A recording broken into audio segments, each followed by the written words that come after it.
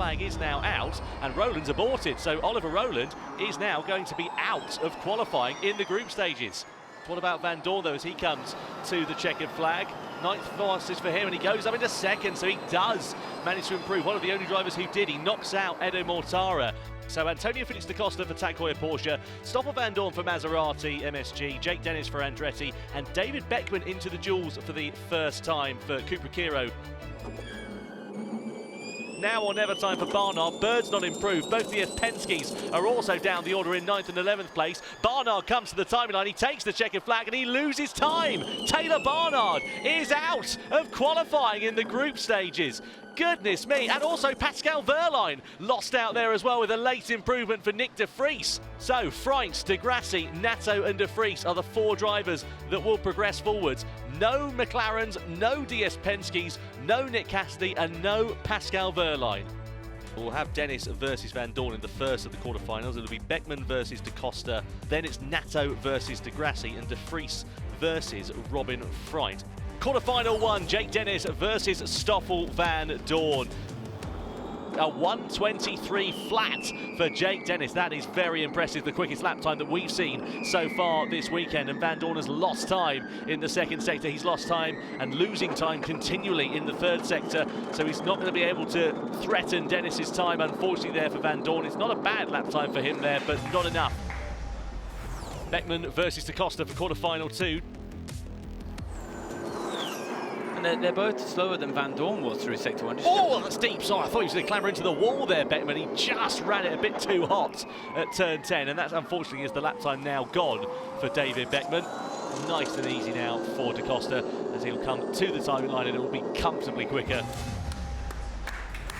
Norman Nato versus Lucas de Grassi.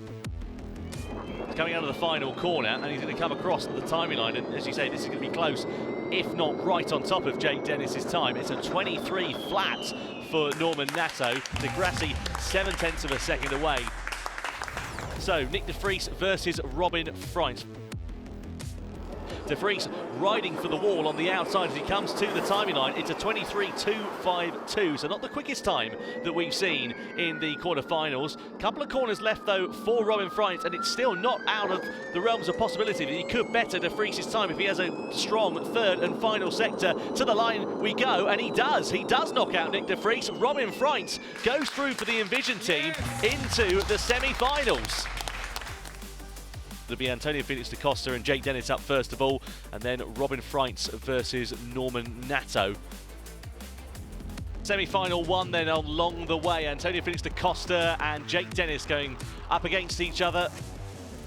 What about Jake Dennis? What can he do? We've slowed the laps down. We've got a side-by-side comparison here between these two drivers, and Dennis on the edge.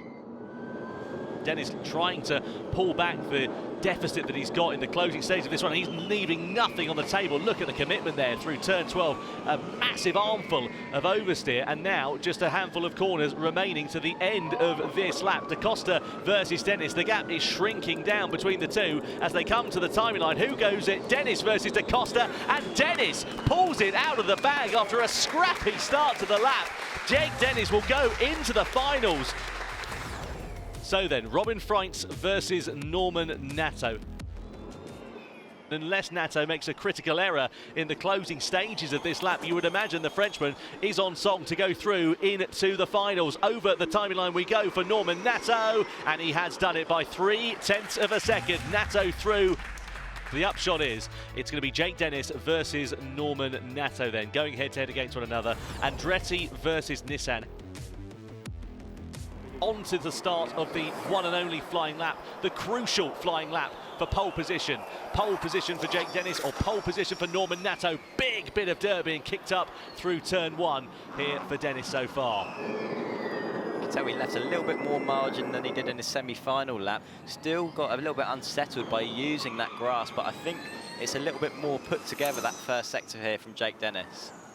So coming through into turns 6 then, on the brakes we go. For Jake Dennis, looking pretty good in that first sector, 27.9 for him, so that's pretty pretty good from what we've seen so far. Not the quickest, but certainly not the slowest. What about Nato? Is he going to be able to match that or even beat it? He's catching him in the sort of mini sector. We come up to break the beam here for Norman Nato, and he's got an advantage. 6/100ths of a second, the Nissan, over the Andretti, and deep into turn 8 there for Dennis as well. Also looking at Norman Nato go through turn 6 there, looked like he had quite a bit of understeer for him on that corner, so I'll be interested to see how that affects his exit and the run down to turn 8. Jake Dennis neat and tidy through the chicane there. Yep, all looking good so far on the brakes into turn 8 for Nato. It was looking pretty good.